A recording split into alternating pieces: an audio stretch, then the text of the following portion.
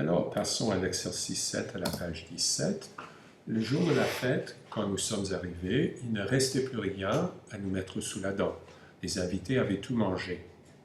Alors, nous avons un passé composé.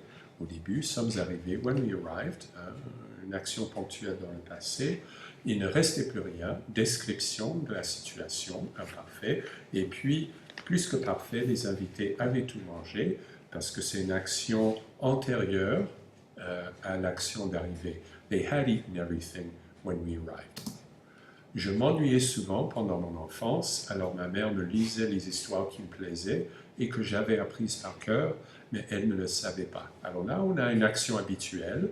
Je m'ennuyais, ou un état habituel. I would get bored, I would be bored, I was often bored. Alors ma mère me lisait, my mother used to read to me, my mother would read to me, donc action habituelle au passé, des histoires qui me plaisaient, stories rather, that I liked, et que j'avais apprises par cœur.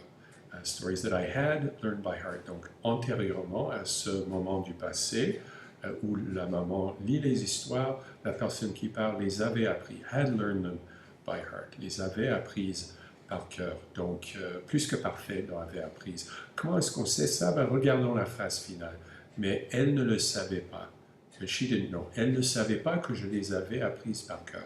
Donc, il faut voir tout le contexte pour savoir quelle forme est appropriée, quelles sont les références, comment est-ce qu'on situe les actions et les situations dans le temps.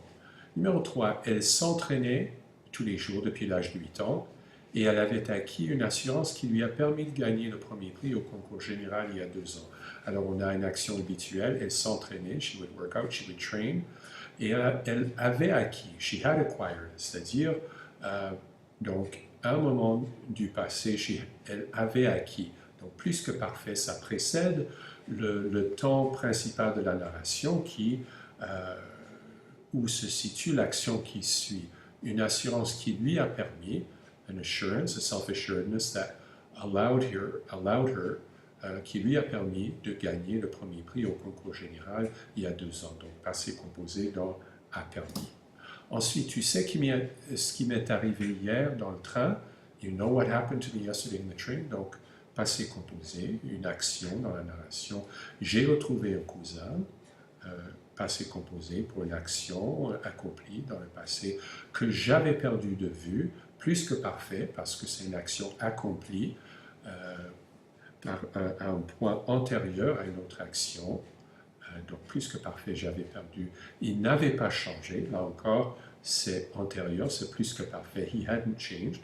Mais je l'ai surtout reconnu à sa voix profonde. Là, on revient au temps principal de la narration. I recognized him. Je l'ai reconnu à sa voix profonde. Donc, plus que parfait. Phrase numéro 5. Il y a quelques jours, mon chien est tombé malade.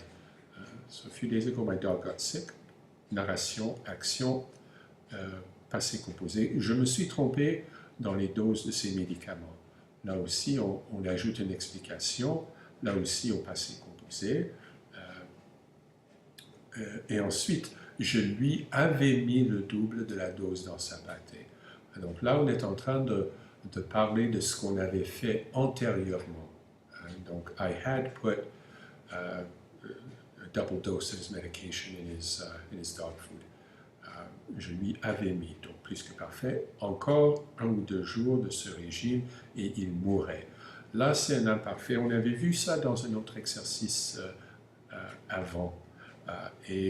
Quand on a une expression, on passait encore 1 ou 2 jours, encore quelques minutes, etc., c'est l'imparfait qu'on va utiliser. Donc, il faut un peu apprendre ces cas-là par cœur. Ce sont des cas un peu spéciaux qui ne ressemblent pas beaucoup à ce qu'on dit en anglais. Si j'avais su, je ne serais pas allé voir ce film hier. Hypothèse au passé, donc plus que parfait. L'histoire m'a tellement ému que je n'ai pas pu fermer l'œil de la nuit. Donc, ce sont des actions passées dans la narration, plus que parfait. Et puis, on m'avait pourtant prévenu, c'est le plus que parfait parce que c'est une action antérieure. I had been warned. They had warned me. Voilà la fin de cet exercice.